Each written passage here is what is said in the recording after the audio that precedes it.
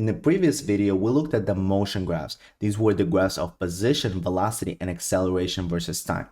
While before we focused more on conceptually how to derive one graph from another type of graph, in this video, we'll look over two examples of quantitative problems. So how to calculate number of values from these graphs.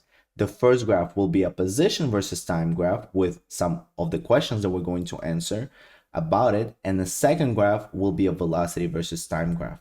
So let's start with our position graph right here. The position graph is the following, and the first question is asking us to find the instantaneous velocity at 6 seconds. So the first thing we should remember is that to find the velocity from position graph, we'll look at the slope of the position graph. So in other words, we can replace the finding instantaneous velocity with we're looking for instantaneous slope at 6 seconds. So you just need to find the slope of this line, which is going to be, the slope is delta y over delta x, right? Or rise over run. The change in y is going to be 20 minus 10. Because again, we start from here and end here, and change in x is going to be 10 minus 2. So 10 minus 2 from here to here.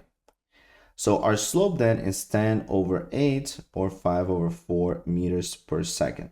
So, and again, check the units, right? So we divided this, delta y is in units of meters, and this is in units of seconds. So our units also match up with what we expect to get for the velocity.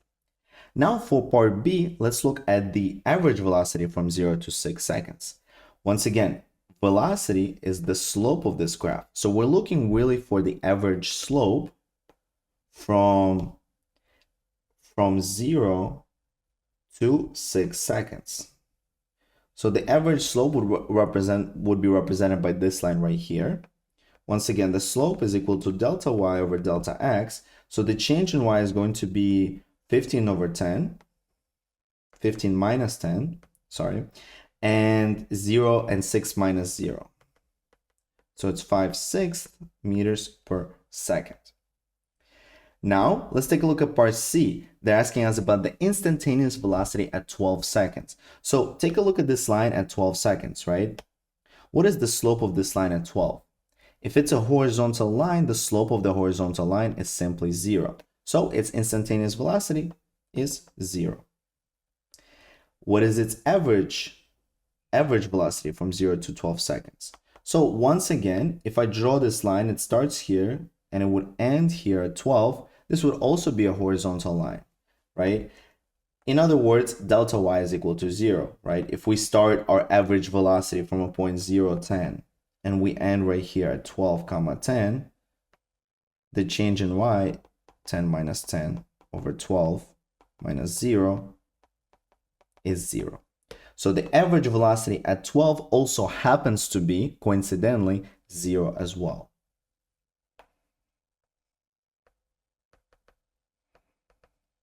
And finally, what is the acceleration at the 4-second mark? So let's take a look at our graph. So at the 4 seconds, right, our velocity, we can find our velocity, which is going to be the slope of this graph. However, the acceleration would be like the slope of the slope, right? So the question is this object right here accelerating? Well, no, because the slope is constant, right? It's traveling with a constant slope. Therefore, the velocity is constant. Therefore, if the velocity is constant, that means there is no acceleration, because acceleration is the change in velocity. Okay, now let's take a look at the second graph, which is the graph of velocity versus time. So the first question here is asking for the displacement in the first 10 seconds. Remember that in order to go from position to velocity, we look at the slope. In order to go the other way around from the velocity graph to the position, we can look at the area. So in other words, they asked us for the area in the first 10 seconds. The area in the first 10 seconds will be simply represented by this rectangle right here with sides of 10 seconds and the height of 20 meters per second. Notice again the units, right? The seconds and seconds will cancel out, so you get an answer of 200 meters. Once again, verifying that we have correctly assumed that area is the displacement under this graph, because we got the units of meters, which are the units for the displacement. Now, let's calculate for part B the total displacement. So this is going to be a good practice. What we're going to do, we'll always break down our area into essentially a bunch of right triangles and rectangles. So we have already found this first little rectangle right here. Let's find the rest. Just as a review, the area of a right triangle is 1/2 base times height. So this base right here from 10 to 20 is 10.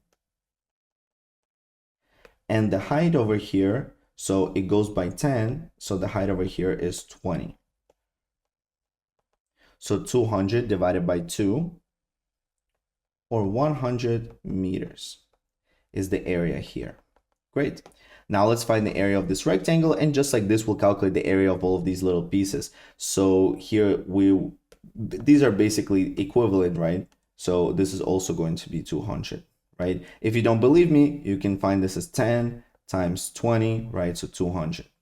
All right, let's calculate the area of this big triangle right here. So it's 1/2. Again, base is equal to 20, 35 minus 20, so 15, times essentially 30, 40, times 40. So let's take a look. So 20 times 15 is going to be 300. 20. So 300 is going to be area under the curve here. And finally, let's calculate this area under the curve. So we have a distance of 35 minus 55, so 1/2 times 20. Again, base is 20, the height is -20. Yes, yes. So we get a total answer. 20 times 20 is 400, divided by 2 is 200, so -200. Now, remember the very first lesson, the difference between distance traveled and displacement is that one is a scalar, one is a magnitude. So if we're talking about distance traveled, then this negative sign we will not include.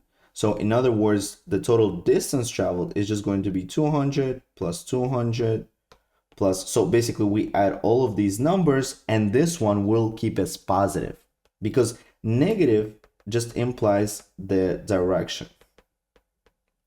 On the other hand, the displacement is going to be the same exact thing, except we will keep this 200 as negative. Because again, in displacement, we will take direction into account. Right, and we get some kind of 4, 5, 8. So we get 1,000 meters versus 800 meters. Okay. And finally, for the last question, let's find the acceleration in 25 seconds. So again, what feature, every time when they're asking me something about these motion graphs, I'm thinking, okay, what feature of the graph am I looking at? Is it going to be the slope or is it going to be the area? Now, this is the velocity graph. So the acceleration is going to be the slope of this graph. So we're looking for, in other words, if we're looking for acceleration in 25 seconds, in other words, we're looking for the slope at 25. So let's take a look. The slope of this line is going to be, so change in y is going to be 10, 20, 30, 40, or -40, I should say, over 15. Right? Because again, 35 minus 20. So 35 minus 20 is 15. So my acceleration, in other words, is -40 over 15 meters per second squared. So you can plug it into your calculator and simplify it. But in these two examples, we essentially looked over the quantitative problems with position and the velocity. So hopefully now you have a really good understanding of these graphs and you feel prepared for your quiz and test. Remember, keep practicing these because that's how you get better on your way to an A.